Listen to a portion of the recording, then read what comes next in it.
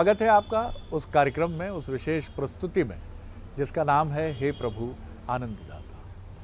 और आज इस कार्यक्रम में हम जिस विषय को लेकर अपने विद्वान वक्ता के साथ आगे बढ़ेंगे वो विषय बहुत महत्वपूर्ण है। जीवन में प्रश्नों का होना बहुत आवश्यक है। ये मैं इसलिए कह रहा हूँ कि ये भी बात देखी जाती है कि बहुत सारे लोग जीवन में प्रश्नों से परे होते हैं। प्रश्न करना उनको बहुत जटिल कार्य लगता है और वो जो स्थापित मान्यताएं हैं, स्थापित समाज की परंपराएं हैं, उनको लेकर उनके मन में कभी कोई प्रश्न नहीं उठता। आप पूछते भी हैं तो वो कहते हैं कि समाज में ये नियम है, घर में ये नियम है और जो तमाम तरह के विधान हैं उनके ये नियम है और हमने कभी सोचा नहीं कि ऐसा क्यों करते हैं।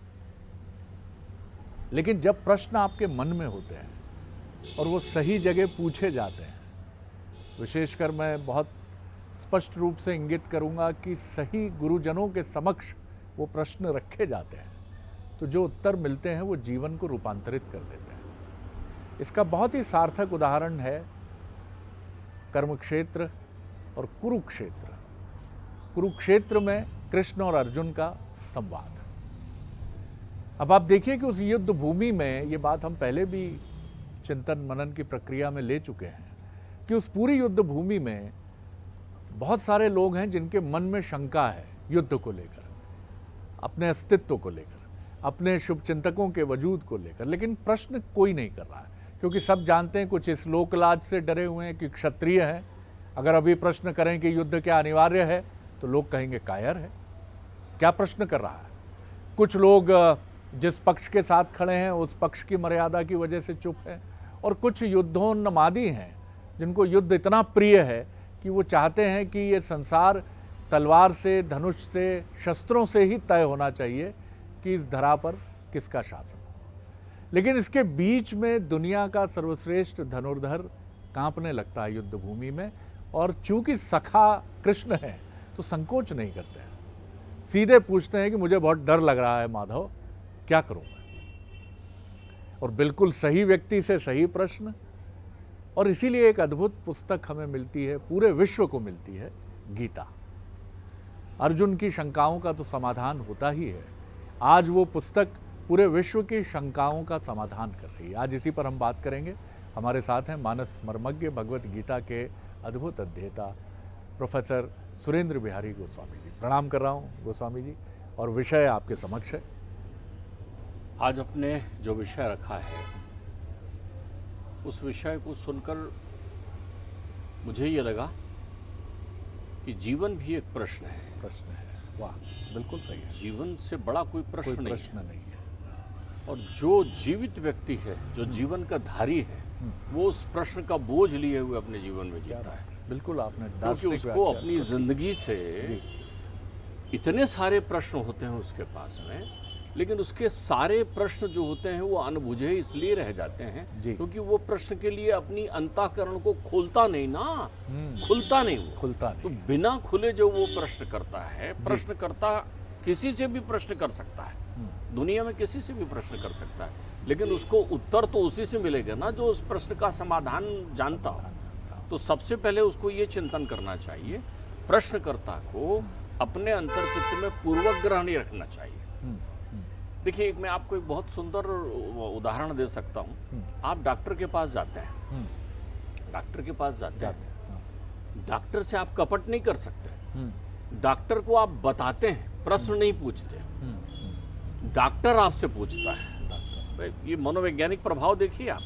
जैसे अभी आपने गीता की चिंतन पर बात किया है, गीता में अर्जुन कृष्ण को अपनी मनोदशा बताते हैं, प्रश्न नहीं करते। बहुत अच्छी बात, बहुत गीता प्रश्न का उत्तर नहीं है, क्योंकि गीता सुनने के बाद कोई प्रश्न शेष ही नहीं रहता। गीता उत्तर ही उत्तर है, उत्तर ही उत्तर है। वहाँ प्रश्नोत्तर नहीं है, बिल्कुल वहाँ जिज्ञासा के आधार पर पूछा जाता है। अगर आप किसी विषय की जिज्ञासा करते हैं वो इतना अच्छा है। और अर्जुन की सारी जिज्ञासाएं, अर्जुन जीव मात्र का परिचायक है।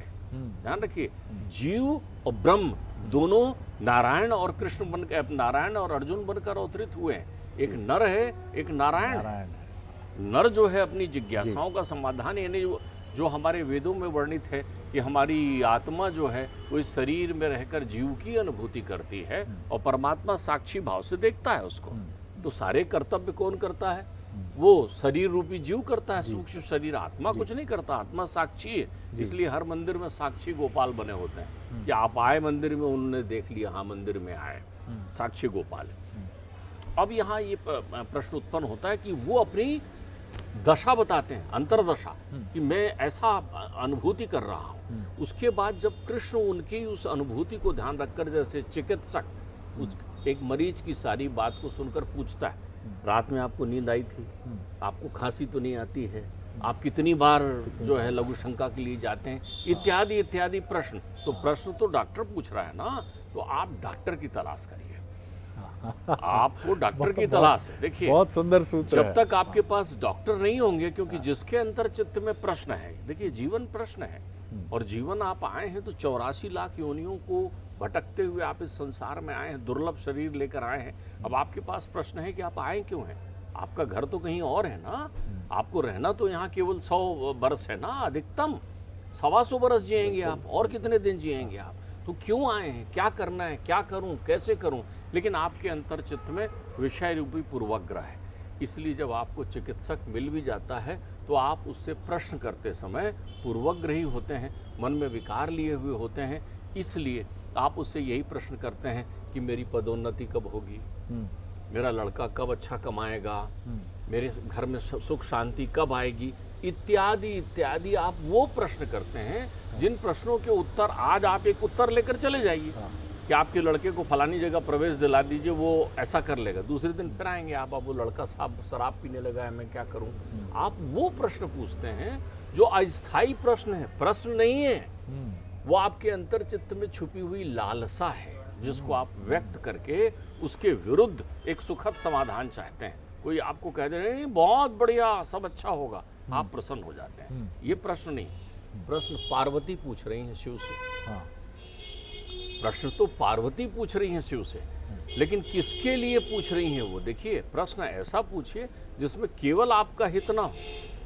बहुत अच्छा, स्वहित के लिए पूछा गया प्रश्न जो है स्वार्थगत प्रश्न है, जो संसार का हर आदमी पूछने घूम रहा है, मेरा कल्याण कब होगा।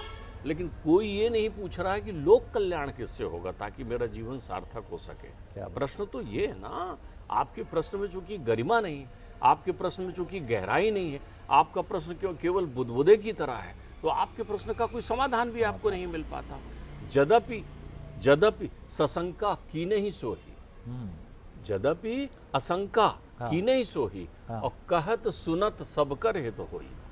ऐसा करिए जिसको कहने और सुनने से सबका हित हो। आप मुझसे प्रश्न कर रहे हैं, मैं आपके प्रश्नों का उत्तर दे रहा हूँ। न इसमें आपका स्वहित शामिल है, न इसमें मेरा स्वहित शामिल है। इस प्रश्न के पीछे छुपी हुई मनसा लोकहित है ना, तो ये प्रश्न उत्तर होता है। तो आप पहले चिकित्सक की तलाश करिए जो आपको प्रश्न करने योग्य बना सके। जी। अर्जुन पहले प्रश्न करने योग्य बने हैं। जब वो योग्य बने हैं तो देखिए फिर कितने सुंदर प्रश्न किया, भक्ति पर किया, ज्ञान पर किया, कर्म पर किया, वैराग्य पर किया, मुक्ति पर किया, दुनिया के हर विषयों पर उन्होंने प्रश्न किया, क्योंकि उनका अंतर्चित्त प्रश्न करने लायक हो गया ना। आचार्य शंकर ने विवेक चूड़ामणि लिखी है। आचार्य शंकर के शिष्य उनसे कैसे प्रश्न करते हैं? वो उनसे पूछते हैं कि परमात्मा कौन हो सकता है, किसको परमात्मा कहते हैं? तो आचार्य शंकर कोई उनको बनावटी उत्तर नहीं देते। भगवान कौन है पूछ रहा है, तो कहते हैं जो अपने मन की जानता है वो भगवान है। तो उन्होंने कहा मेरे मन की तो मैं ही जानता हूँ। तो बोले बस तू भगवान। देखिए, व्यक्ति को आप जिज्ञासु कैसे बना रहे हैं, मुमुक्ष कैसे बना रहे हैं, बहुत अच्छे से समझाया। अब आप देखिए, एक दूसरा आपको प्रश्नोत्तर बताऊं। होता क्या है कि हम अपने प्रश्न लेकर जाना अगर बंद कर दें तो हम फिर प्रश्न पूछने योग्य हो जाएंगे। हम अपने प्रश्न लेकर जाना बंद कर दें, क्योंकि हमारी समझ अभी है नहीं ना। हमारे पास वो प्रश्न है जो प्रश्न है ही नहीं। यद विधना लिखते ललाट पट्टम, जो कुछ भी विधना ने लिखा हुआ है, जो कुछ भी आपको कर्म की फलश्रुति में प्राप्त हो रहा है, उसका रोना लेकर जाते हैं, प्रश्न नहीं पूछते। बिल्कुल ठीक कह रहे हैं। अपने जीवन की समस्याओं को लेकर जाते हैं। लेकर। आप समस्याओं का समाधान ढूंढ रहे हैं, वो भी किस समस्या का, जो यथार्थ में है नहीं लेकिन परिवेश में विद्यमान है। आप किसी से दुखी हैं, आप दुखी इसलिए कि आपके मन में संकल्प विकल्प है, इसलिए आप दुखी हैं। आपको तकलीफ है कि वो क्यों ऐसा आचरण कर रहा है, दूसरे के आचरण के संदर्भगत आपको तकलीफ है। तो देखिए प्रश्न कैसा होता है। दक्ष प्रजापति ने जो है वो आसकनी से विवाह किया। जब उनका दूसरा जन्म हुआ तो उनके जो है हर्ष इत्यादि 10 पुत्र हुए। अब उन 10 पुत्रों को उन्होंने कहा तप करके आओ, तब गृहस्थ जीवन में जाना। गृहस्थ जीवन में सहज प्रवेश नहीं मिलता था, अर्थात अपने ब्रह्मचर्य को, ब्रह्म को जानो, दुनिया को समझो कि जीवन क्या है, तब फिर गृहस्थ जीवन में आना। तो वो जाते हैं तो वो नारायण सरोवर में स्नान करते हैं। नारायण सरोवर में स्नान करते ही उनका चित्त जो है शुद्ध हो जाता है। जैसे ही चित्त शुद्ध होगा, आपका मन स्वस्थ होगा ना, तो संत के दर्शन होंगे। डॉक्टर तभी मिलेगा जब आप पूरी जिज्ञासा के साथ ढूंढेंगे। नारद जी आ जाते हैं। अब देखिए, नारद जी आते हैं तो ये लोग नारद जी से प्रश्न नहीं करते जी। आप अवसर दीजिए कि जिससे प्रश्न पूछना चाह रहे हैं पहले वो प्रश्न पूछे। बहुत अच्छी आप बात है। अवसर दीजिए कि जिससे प्रश्न, और दूसरा जो वो कह रहा है उसे समझें। कॉलेज में क्या होता है, स्कूल में क्या होता है, गुरुजी जो पढ़ा रहे हैं वो सुनना नहीं, मन कहीं लगा हुआ है, और बाद में वही पूछने जाते हैं जो गुरुजी पढ़ा चुके होते हैं। यानी हमें समझ में नहीं आया, यही कहते हैं ना, हमें समझ में नहीं आया। हमें समझ में तो पहले समझदार बन जाओ, पूछने दो उनको प्रश्न, तुम्हें जिज्ञासु बनाने दीजिए, पहले जिज्ञासु बन जाइए। नारद प्रश्न कर रहे हैं। नारद उनसे कहते हैं, क्यों भाई, तुमने पृथ्वी का अंत देखा है क्या? गूढ़ प्रश्न देखिए, तुमने कभी पृथ्वी का अंत यानी प्रलय देखा है क्या? वो जिज्ञासु हैं, आत्मचिंतन करते हैं और तुरंत उत्तर देते हैं, हाँ देखा है। बोले क्या? बोले शरीर का अंत ही तो पृथ्वी का अंत है। जब तक शरीर है तब तक पृथ्वी है, शरीर नहीं है तो पृथ्वी नहीं है। गुरुजी प्रसन्न हो जाते हैं, ये धर्म, शरीर, पृथ्वी। ये देखिए, ये प्रश्नोत्तर होते हैं, ये प्रक्रियाएं होती हैं। उन्होंने कहा कि तुमने ऐसी गुफा देखी है क्या जहाँ एक ऐसा बिल कोई देखा है जिसमें एक बार चले जाओ तो फिर बाहर निकलने की कोई संभावना नहीं रहती? गए तो गए आप, ऐसा बिल कोई देखा है? तो वो फिर आत्मचिंतन करते हैं, कहते हैं देखा है। बोले परमात्मा की शरणागति रूपी बिल एक ऐसा है कि यदि हमने उसकी शरणागति ले ली तो फिर जन्म नहीं लेना पड़ता, पुनरप जन्म पुनरप मरणम। बोले तुमने ऐसी कोई स्त्री देखी है क्या? प्रश्न देखिए आप, प्रश्न के तरीके देखिए आप। गुरुजी प्रश्न कर रहे हैं शिष्य से, डॉक्टर पूछ रहा है, डॉक्टर पूछ रहा है तो निष्कपट भाव से उत्तर दो कि तुम्हारे पास कितनी बुद्धि है, तुम्हारे पास क्या तुम्हारी मर्ज है, क्या दवाई है। वो पूछते हैं तुमने एक ऐसी स्त्री देखी क्या जो बहुरूपणी है, अलग अलग प्रकार के रूप बनाकर इधर उधर घूमती देखी है क्या? दूसरा हो तो इधर उधर चिंतन करे, जिज्ञासु है। वो कहते हैं हम जानते हैं ऐसी स्त्री को। बोले कौन कौन है ऐसी स्त्री? बोले हमारी बुद्धि। हमारी बुद्धि तो बहुरूपणी स्त्री है ना, जो अलग अलग स्थानों पर अलग अलग स्वरूप बनाकर अलग अलग भावों से व्यक्त होती है। बहुत सुंदर, वाह। देखिए ऐसे वो 9 प्रश्न उनके साथ अनवरत करते हैं जीवन के। तो ये प्रश्न है। तो अगर आप चाहते हैं कि आपके जीवन में आपके प्रश्नों का सहज उत्तर मिले, तो सबसे पहले आपको श्रद्धा का अमृत पीना पड़ेगा, विश्वास की धरा पर पैर रखना पड़ेगा। क्योंकि जब तक विश्वास नहीं है, जब तक अंतर्चित्त में, श्रद्धा का मतलब आप समझ लीजिए, श्रद्धा का अर्थ ही होता है कि जिससे आप मिलने जा रहे हैं उसके प्रति पूर्वग्रही ना हो, समर्पित भाव से जाए, बोलचाल की भाषा में, वही श्रद्धा है। आपके पिता के पास आपके जीवन के बहुत सारे समस्याओं का उत्तर होता है, क्योंकि वो उस जीवन से निकल चुके होते हैं, लेकिन कभी आप उनके साथ संवाद नहीं करते ना। बहुतेरी समस्याओं का सहज समाधान तो माँ के पास होता है, लेकिन कोई बिटिया अपनी माँ से उन प्रश्नों के उत्तर नहीं पूछना चाहती। जहीं को पंत पग धरे खगेसा, वो तो छुप छुप के बच्चे लोग काम करते हैं। पूछिए ना अपने पिताजी से। ठीक बात है। आपको तो लगता है कि मेरे पिताजी तो 60 साल के ही पैदा हुए होंगे। अरे भाई 60 साल उनको मिला कब है? प्रश्नों के वही उत्तर दे सकता है जो अनुभव के तपोवन से निकला हुआ। अनुभव का तपोवन, अनुभव का तपोवन जो होगा, उससे जो गुजर के निकल चुका होगा, वो व्यक्ति आपके प्रत्येक प्रश्नों का उत्तर देगा। और अब आपके परिवेश में होते हैं, लेकिन आप पूर्वग्रही हैं ना, आपको पूछना ये है कि मैं सिगरेट बहुत पीता हूँ, डॉक्टर ने मुझे मना किया है सिगरेट छोड़ दो, मेरे घर के लोग कहते हैं कि सिगरेट छोड़ दो, लेकिन सिगरेट छूट क्यों नहीं पा रही है? पूछो ना जाके प्रश्न ऐसे, उस अनुभवी से पूछो जिसने वर्षों सिगरेट पीने के बाद छोड़ दिया। और श्रद्धा से पूछोगे और विश्वास से पूछोगे। अच्छा, प्रश्न केवल पूछने के लिए नहीं होता। ये एक बहुत सुंदर सूत्र हमारे हाथ लगा है कि जिज्ञासा का तत्व जो है वो बहुत पवित्र होना चाहिए, बहुत आस्था से भरा होना चाहिए, और इसके लिए आपके चित्त की पवित्रता, क्योंकि अगर ये व्यक्तिगत स्वार्थ से जुड़ा प्रश्न है, जो हम सब इस चराचर जगत के जितने प्राणी हैं वो स्वयं आत्म केंद्रण में इतने डूबे हैं कि हमें अपने दुख के अलावा दुनिया का दुख कष्ट कुछ दिखता ही नहीं। तो प्रश्न वो है जो लोक कल्याण का प्रश्न है। बहुत सुंदर बात आपने ये की। देखिए, मैं एक बात और बताऊं जी। प्रश्न जो है संजीवनी, उत्तर जो है संजीवनी औषधि होती है। अगर आप जिज्ञासु हो गए और आपने प्रश्न पूछना प्रारंभ कर दिया तो आपके प्रत्येक प्रश्न में वो शक्ति होगी कि वो संजीवनी औषधि हो जाएगी। आपने महाभारत का चिंतन किया है? महाभारत में तो प्रश्नोत्तर का एक सुंदर प्रसंग वन पर्व में वर्णित है। जब पांचों भाई उस सरोवर में स्नान वो स्पर्श करते ही वो हो जाते हैं तो प्रश्न यक्ष पूछता है। यक्ष कौन है? जो दक्ष है वो प्रश्न पूछेगा। और प्रत्येक प्रश्न में एक जीवन आता है, प्रत्येक प्रश्न के उत्तर में एक जीवन आता है। और ये प्रश्न के उत्तर कौन दे रहा है? जो तपोवन से निकल चुका है अनुभव के, युधिष्ठिर, जो स्थिर है, जिसका चित्त विचलित नहीं होता। तो आप एक बात समझ लें, आप अपने जीवन के दैनंदिनी प्रक्रियाओं को प्रश्न बना लेते हैं। आपके जीवन की दैनंदिनी प्रक्रिया प्रश्न नहीं है। धन कब आएगा?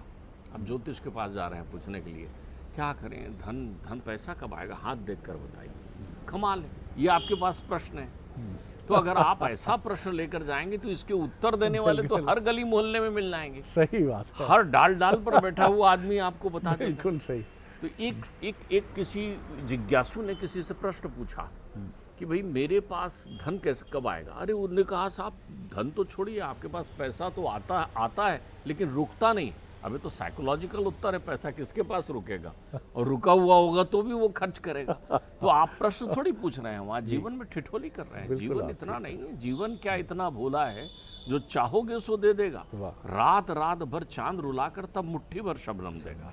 तो आप पहले अपने जीवन की मूल्यता को समझिए। बिल्कुल सही है। प्रश्न एक ऐसी प्रक्रिया नहीं है। अगर कोई कहे मुझे एक प्रश्न पूछना है, देखिए विद्यार्थी पूछता है प्रश्न, उसकी क्षमता है, उसका कर्तव्य है, और उसको उत्तर भी मिलता है बहुत सुंदर। यूं हाथ खड़ा करता है और अपने गुरुजी से पूछता है, सर एक प्रश्न पूछना है। आपकी बात पर बहुत सुंदर एक दृष्टांत मुझे याद आया जिसका साक्षी मैं भी बना।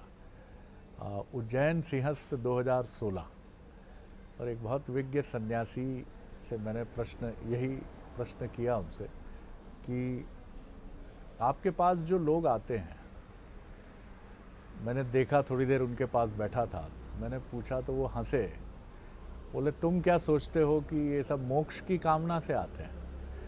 उन्होंने वही बात कही जो आपने कही कि हमारे पास जो लोग आते हैं वो मूल रूप से 4 या 5 बिंदु लेकर आते हैं। पहला, धनार्जन नहीं हो रहा है, धन नहीं आ रहा है। दूसरा, स्वास्थ्य नहीं है या स्वास्थ्य कमज़ोर है, मेरा या मेरे परिजन का, परिवारजन का। तीसरी चीज़, पुत्र या पुत्री का विवाह कब होगा या स्वयं का विवाह कब होगा। और चौथी चीज़, घर कब बनेगा। और कहीं उनके मन में आशंका रहती है कि सब कुछ अच्छा है, कहीं से कोई कुछ इसको बाधित कर रहा है। तो गुरुजी बाधा क्या है? क्या कुल देवता या कुल देवी नाराज़ हैं? और इसमें पूरे इन 5 प्रश्नों में उन्होंने हंसते हुए कहा कि कर्म गायब है शरद जी, कर्म है ही नहीं। ये लोग ऐसा आचरण कर रहे हैं कठपुतली सा कि जैसे इनकी डोर जो है किसी ने बांध कर इनको कराने के लिए शापित करके भेजा है धरती पर। देखिए, मैं आपको बताऊं जी, उत्तर वही है जो आपको फलश्रुति से मुक्त कर दे। क्या बात है, इसको थोड़ा स्पष्ट कर दीजिए। फलश्रुति से, हाँ जी, फलश्रुति का अर्थ फल होता की है, अपेक्षा, हाँ, आसक्ति से मुक्त कर दे आप। देखिए उत्तर है कर्मण्येवाधिकारास्ते, ये उत्तर है, ये उत्तर है। अर्जुन को उत्तर है कृष्ण का, कर्मण्येवाधिकारास्ते, ना काम करो, अधिकार है, बता रहे हैं तुम्हारा हाँ, अधिकार है भाई, कर्म कर। माँ फलेषु कदाचन, फल तुम्हारा अधिकार नहीं है। इसमें दूसरा, फल की चिंता नहीं कर, ऐसा नहीं है उसमें। हाँ, ऐसा नहीं है, ऐसा नहीं कहा उन्होंने। उन्होंने जो श्लोक है वो ये कहता है कर्मण्येवाधिकारस्ते, कर्म तुम्हारा अधिकार है। माँ फलेसु कदाचना, फल तुम्हारा अधिकार है ही है ही नहीं, नहीं। कदाचना कभी नहीं है अधिकार। क्यों? फल उसका अधिकार है जिसके विरुद्ध तुम कर्म कर रहे हो, जिसके कारण तुम कर्म कर रहे हो, जिसके लिए तुम कर्म कर रहे हो, वो तुम्हारा अधिकार है। तुम्हारा अधिकार है कि तुम बहुत अच्छे से अध्ययन करके लिखो। उसको जांचने का अधिकार प्रोफेसर को है, आचार्य को है, शिक्षक को है। तो तुम ये सोचो कि वो तुम्हें फर्स्ट डिवीजन पास कर दें, तुम अपनी सीमा का उल्लंघन कर रहे हो। ठीक तुम बात तो है। अपनी सीमा ये करना है कि तुम कितने अच्छे से पेपर दे रहे हो, पेपर दे सकते हैं। तुम्हारी मेहनत है। देखिए प्रश्न कितनी सुंदर, यही बात वो पूछ रहे हैं, कन्हैया पूछ रहे हैं अपने बाबा नंद बाबा से कि आप इंद्र की आराधना क्यों कर रहे हैं। वो कह रहे हैं क्योंकि वो देवता हैं भाई, देवताओं के राजा हैं, मेघ बरसाते हैं। तो उन्होंने कहा अच्छा, तो क्या उनके मेघ बरसाने से ही वर्षा होती? तो फिर हम लोग कुछ ना करें तो फसल भी हो जाएगी हमारे घर में, फिर तो हमारे यहाँ इंद्र देवता सब कर देंगे।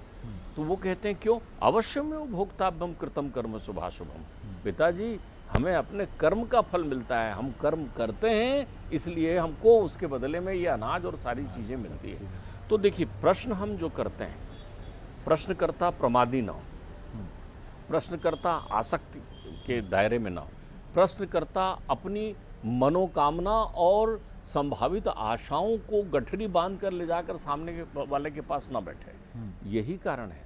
अरे प्रश्न के लिए तो कितना सुंदर विद्यालय बना हुआ है, हम लोग तो नित्य प्रति वहाँ जाएं और वहाँ प्रश्न करने की भी जरूरत नहीं, खड़े हो जाएं तो सामने वाला अपने आप हमारे प्रश्नों को समझ जाएगा। वो है मंदिर, वो है देवालय, वो है संत का घर, वो आपके घर में जो ठाकुर जी को बना बहुत रखे सुंदर हैं, बात है। वहाँ जाकर कभी आप खड़े हुई और कुछ मत बोलिए। जी, आप सबसे पहले वहीं तो अभ्यास करिए कि मैं खड़ा हुआ और आंख बंद किया या आंख खुली थी मेरी, तो मुझे केवल मंदिर में मुझे दिखाई पड़ा। माँ ने कौन सा कपड़ा लड्डू गोपाल को पहनाया है, कोई आपसे पूछ ले तो आप बता नहीं सकते। बता नहीं सकते। ये आपने बहुत सुंदर बात कही और इसी बिंदु पर हम इस चर्चा को जो बहुत सारे ऐसे प्रतीकों और संकेतों के साथ आगे बढ़ी है, जिससे हम सभी को सीखने के लिए बहुत कुछ मिला है। एक बड़ा सुंदर दृष्टांत है रामकृष्ण परमहंस के साहचर्य में। विवेकानंद जी अपनी, क्योंकि उनके पिता दिवंगत थे, जब वो परमहंस जी के पास गए तो उन्होंने अपेक्षा की कि मेरी जो माता हैं, धन की कोई व्यवस्था नहीं है, मैं सन्यास का मार्ग पकड़ ही चुका हूँ और छोटा भाई अध्ययन कर रहा है अभी, तो उनके लिए व्यवस्था हो जाए। परमहंस जी ने कहा जा माँ से मांग ले। गए मंदिर में, माँ ने दर्शन दिए, निकले तो फिर मुंह लटका हुआ था। उन्होंने कहा क्यों नरेंद्र? बोले प्रकट हुई माँ, बात भी हुई, संवाद भी हुआ, लेकिन वो नहीं मांग पाया जो मांगना था। फिर उन्होंने कहा आगे मौका मिलेगा। फिर एक दिन भेजा, फिर गए, फिर माँ प्रकट हुई, फिर संवाद हुआ। अब की बार और दुखी होकर निकले कि आज फिर नहीं मांग पाया। उन्होंने कहा ये तो नियति है भाई, नियति नहीं चाहती तू अपने लिए मांग, जा माँ से तो नहीं मांग पाया। मैं कहता हूँ मोटा झोटा तेरे परिवार को कभी कम नहीं पड़ेगा। जी देखिए आपने जिनके उदाहरण दिए जी, उनके जीवन का एकमात्र प्रसंग मुझे ध्यान आ रहा है। विवेकानंद जिज्ञासु तो थे जी, लेकिन हठीले जिज्ञासु हठीले थे। जिज्ञासु थे। नरेंद्र का जो स्वरूप है वो हठीला था। वो सभी साधु सन्यासियों के पास आने पर जरूर जाया करते जरूर थे जाया करते और जाकर उनके पास सीधे बैठते थे और सबसे पहले यूं हाथ उठाए या अपने आप को वो हिलाते डुलाते गेस्चर पुस्चर कि मुझे कुछ कहना है। और वो सार्वजनिक यही पूछते थे क्या आपने भगवान को देखा, क्या आप मुझे भगवान दिखा सकते हैं। ये उनके दो ही प्रश्न थे जीवन के। वो हर को पूछते रहे, सब ने कहा नहीं हमने भगवान नहीं देखा। प्रश्न सही नहीं पूछ रहे थे और सही स्थान पर और सही चिकित्सक से अपना मर्ज नहीं बता रहे थे। अब सही चिकित्सक उनको जब मिले तो वो उनके यहाँ पहुँचे, तो पहुँचते ही चिकित्सक ने उनकी तरफ देखा और देखकर बुलाया इधर आओ। जब आपको चिकित्सक बुलाए तो समझ लीजिए औषधि उसके पास ऐसी है अचूक कि वो संजीवनी बूटी देने ही वाला है। देने ही वाला। और बुलाकर उन्होंने कहा क्यों, भगवान देखना है तुम। विवेकानंद जो है भाव विहल हो गए। तो उन्होंने कहा देखना तो है। तो बोले आप दिखा सकते हैं? बोले मैंने भी देखा है। बोले कैसे दिखा सकते हैं मुझे? तो बोले पहले आंखें ले ले, मेरे साथ चल, जब आंख मिल जाएगी तो देखने लगे। बहुत सुंदर बात है, बहुत धन्यवाद करता हूँ आपको। तो सही चिकित्सक और प्रश्न भी जो है वो परमार्थिक स्वरूप का हो, जिसमें सिर्फ आप ही का हित ना हो। आपका हित तो निश्चित तौर पर जुड़ा ही रहेगा, लेकिन अगर हम सब चलें उस मार्ग पर जहाँ शांति है, जहाँ धैर्य है, जहाँ तप है, जहाँ संयम है, जहाँ पर विनयशीलता है, तो इसमें क्या बुराई है। और इसीलिए संत सिर्फ अपने भले के लिए नहीं सोचता, वो कुटुंब के कल्याण के लिए, वैश्विक कुटुंब के कल्याण के लिए सोचता है। इसीलिए तो हमारी परंपरा कहती है वसुधैव कुटुंबकम।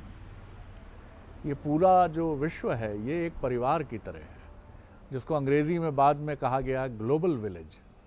पूरा विश्व एक गांव है, लेकिन हम बहुत पहले कह चुके हैं वसुधैव कुटुंबकम। तो विश्व एक कुटुंब है, और इस कुटुंब रूपी गुरुकुल में अगर आपको ठीक मार्ग पर चलना है तो प्रश्न अपना अच्छा रखिए और सही गुरु शिष्य चिकित्सक के पास जाइए। और निश्चित तौर पर बहुत सुंदर सूत्र है कि कर्म हमारा अधिकार है, फल हमारा अधिकार नहीं है, क्योंकि हम जो कर रहे हैं उसका मूल्यांकन दूसरे पक्ष से हो रहा है। इसलिए आसक्ति अगर कर्म के प्रति होगी, सफलता का प्रतिशत भी अधिक होगा, मन और चित्त की स्थिरता भी अधिक होगी। बहुत धन्यवाद करता हूँ आपको। बने रहिए, अगले एपिसोड में एक और नए विषय के साथ फिर मुलाकात होगी। नमस्कार।